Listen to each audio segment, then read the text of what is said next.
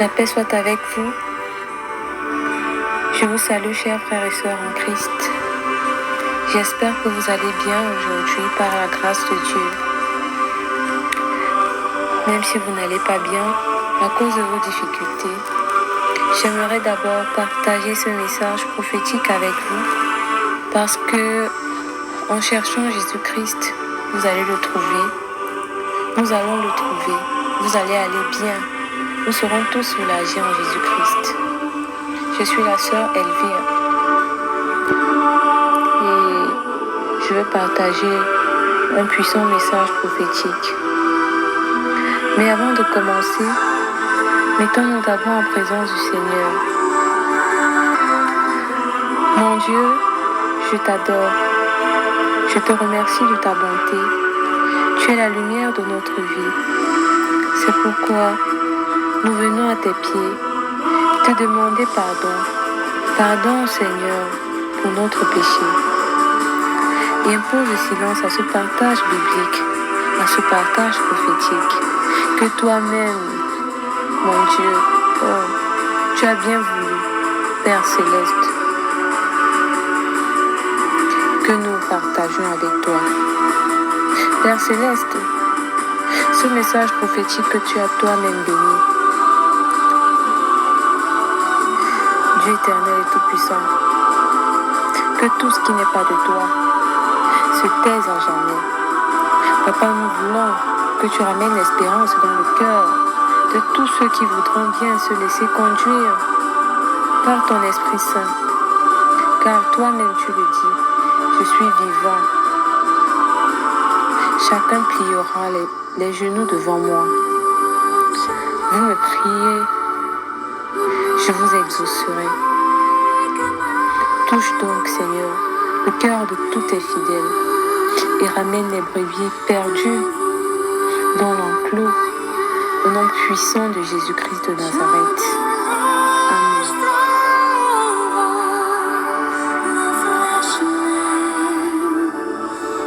Alors, mes frères et sœurs en Christ, le partage d'aujourd'hui porte sur l'évangélisation.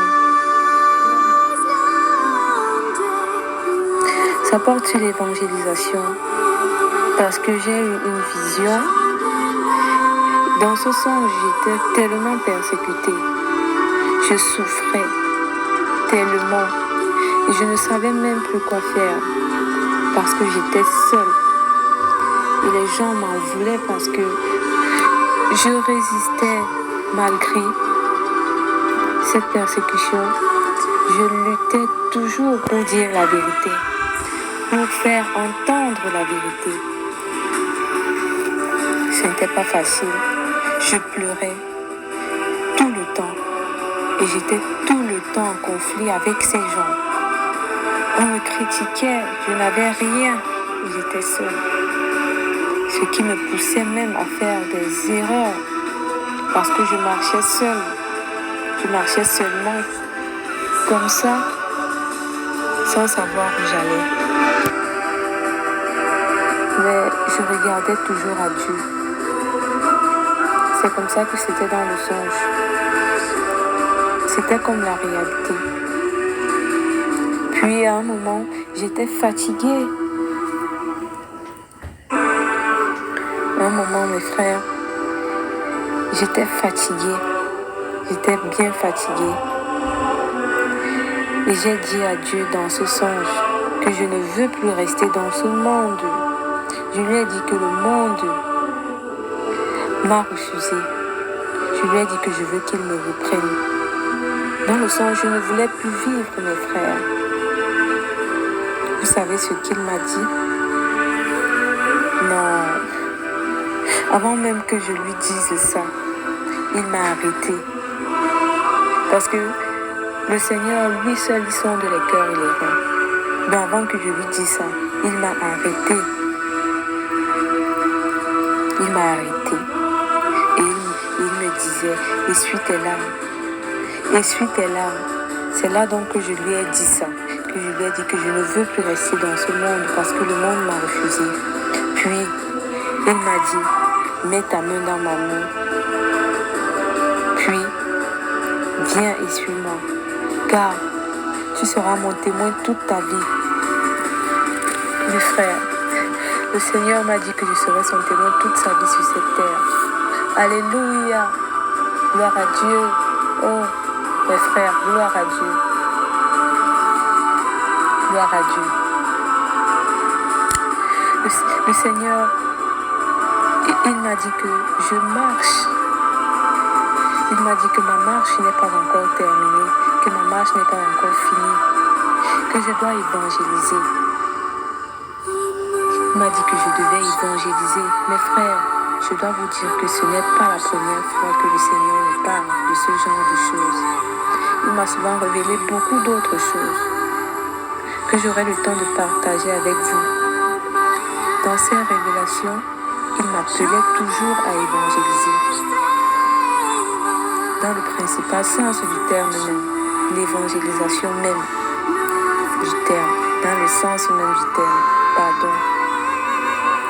Mais j'essayais seulement de faire ça autour de moi, avec beaucoup de difficultés.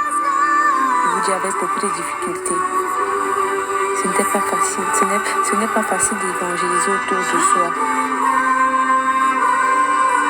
Comme je disais, il a dit que je serais son témoin parce que j'ai toujours été sincère avec lui.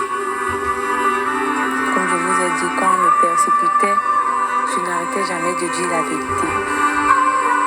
Mais ça me poussait à me quereller parfois. Je faisais des erreurs. Donc, je m'exprimais mal parfois parce que ce n'est pas facile d'évangéliser autour de soi. Il a donc dit que je lui étais sincère, c'est pour ça qu'il a dit que je serais son témoin toute sa vie, mais que ma marche n'était pas encore terminée. La sincérité pour Dieu, mes frères et sœurs, c'est quoi? Je vais vous dire. La sincérité, c'est que, en tant qu'homme, nous devons nous opposer de toutes nos forces au mensonge. Oui, au mensonge, nous devons nous opposer. Toujours dire la vérité. Ne cachez pas ce qui n'est pas bien.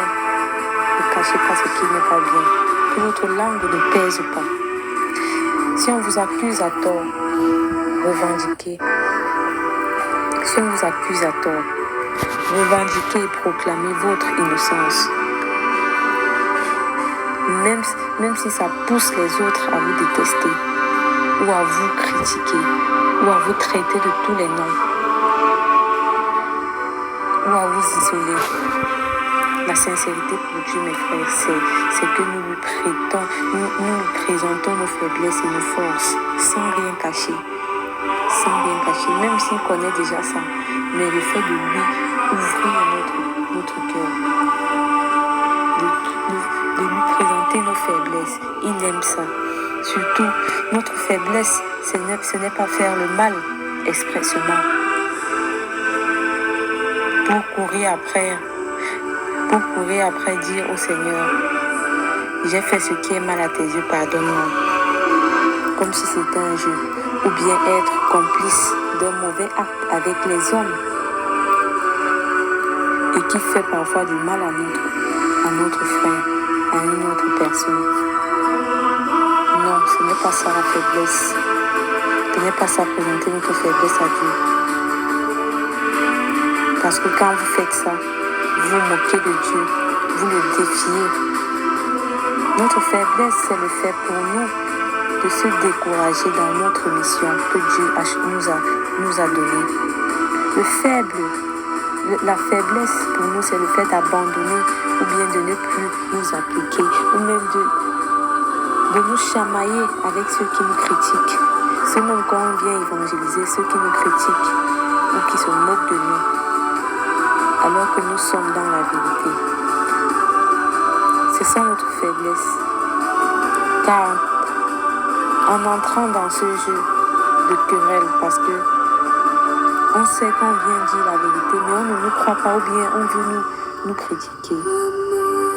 Ça devient toxique, mes frères et sœurs. Et c'est ça. Et c'est une faiblesse. Et ce n'est pas parfois bien de se laisser prêter à ce jeu. C'est pourquoi nous devons tout le temps invoquer Dieu pour qu'il nous accorde la paix, le calme, pour bien évangéliser. Nous devons présenter nos faiblesses et nos forces à Dieu. Comme ça, nous sommes sincères et nous sommes dans la vérité. Parce qu'en faisant ça,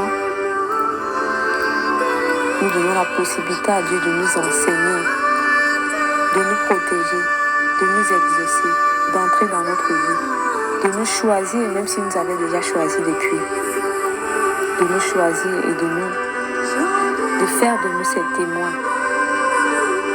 C'est un autre aspect de la repentance, mes frères et sœurs. Nous allons prendre d'abord, pour mieux comprendre, Acte 13, verset 47 dans la Bible. Nous allons prendre Acte 13, verset 47 dans la Bible. Mes frères, je vous invite toujours à avoir vos Bibles lorsque vous voulez écouter un message biblique. C'est très important. Il faut toujours avoir vos Bibles. Parce que la Bible, c'est la parole de Dieu. Ceux qui n'ont pas de Bible, je vous invite à vous en procurer. C'est très important. Dieu nous parle beaucoup lorsque nous lisons sa parole dans la Bible. Je ne parle pas des Bibles dans nos téléphones ou bien dans d'autres appareils. Oui, c'est bien de chercher les Bibles manuelles, les livres qu'on feuillette là. Je vous dis, en vérité, il faut avoir la Bible. Je vous assure, mes frères.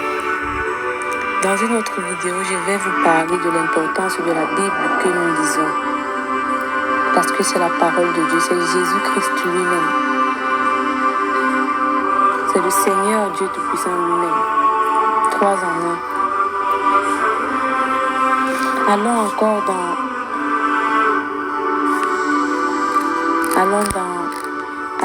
Acte 13, verset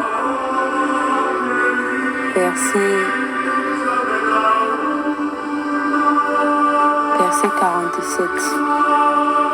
Comme je disais tout à l'heure, en effet, tel est l'ordre que le Seigneur nous a donné. Là, je suis en train de lire.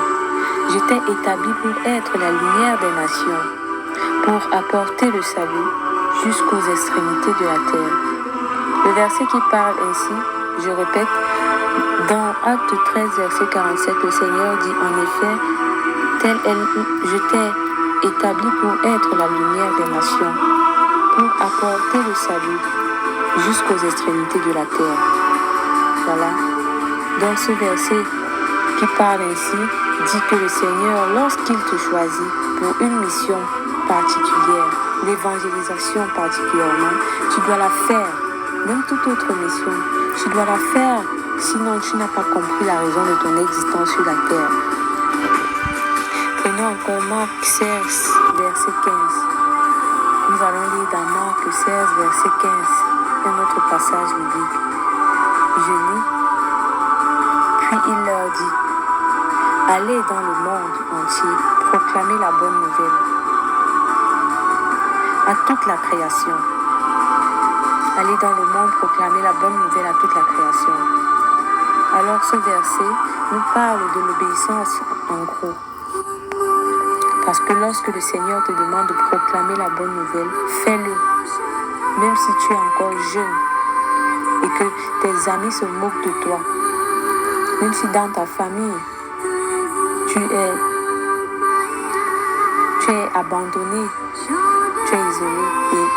Et lorsque tu viens pour proclamer la bonne nouvelle, viens pour commencer à lire, à parler, à évangéliser, on ne te prend pas au sérieux.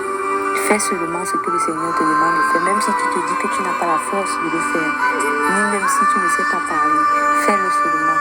C'est Dieu qui t'envoie. Il sait pourquoi il le fait. Prenons encore Romains 1, verset 16. En effet, dans Romains 1, verset 16, le Seigneur dit, en effet, je n'ai pas honte de l'évangile de Christ.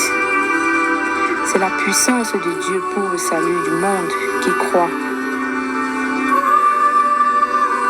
Du juif d'abord, mais aussi du non-juif. En effet, je n'ai pas honte de l'évangile de Christ. C'est la puissance de Dieu pour le salut de tout le monde qui croit. C'est la puissance de Jésus-Christ, de Dieu pour le salut de tous les hommes qui croient. du juif d'abord, mais aussi du non-juif. Est-ce que vous comprenez la profondeur de cet évangile, de ce passage, mes frères? Alléluia! Gloire à Dieu! La puissance de Dieu pour le salut de tous les hommes qui croient. Du juif d'abord, mais aussi du non-juif.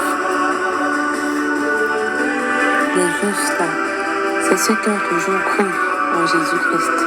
Les non-juifs, c'est ceux qui ont encore un pied dedans, un pied dehors. Oui, ceux qui sont encore égarés, qui sont encore sur le chemin, mais qui vont se repentir un jour. Oui, c'est ça. Même comme il y a certains qui vont perdre du temps au point de rater l'enlèvement. Il faut faire attention, mes amis. Faisons attention. La fin est déjà là. Faisons attention, le Christ revient bientôt. Alors n'ayez pas honte de proclamer l'évangile du Christ, car c'est pour gagner les âmes. Le juif ici, c'est le chrétien qui croit fermement depuis longtemps. Et le non-juif, c'est celui-là qui ne croit pas réellement. Il a un pied dedans et un pied dehors, comme je disais tout à l'heure. Et parfois même, il a les deux pieds dehors. Mais seulement lui-même, il ne sait pas que son nom a été inscrit dans le livre de la vie. Et qu'un jour, il va changer. Un jour, il va changer. En gros, l'évangile, c'est pour nous, mes frères. Nous que le Seigneur recherche pour mettre dans l'enclos.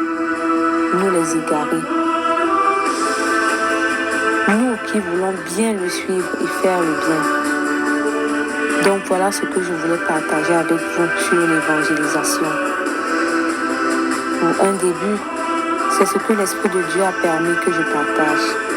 Depuis, il me faisait savoir que je dois partager mes évangélisations, pas seulement à côté de moi, mais loin.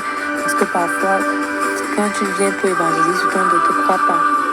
Mais quand tu vas ailleurs, ça porte plus de fruits. Le Seigneur m'a toujours appelé à évangéliser.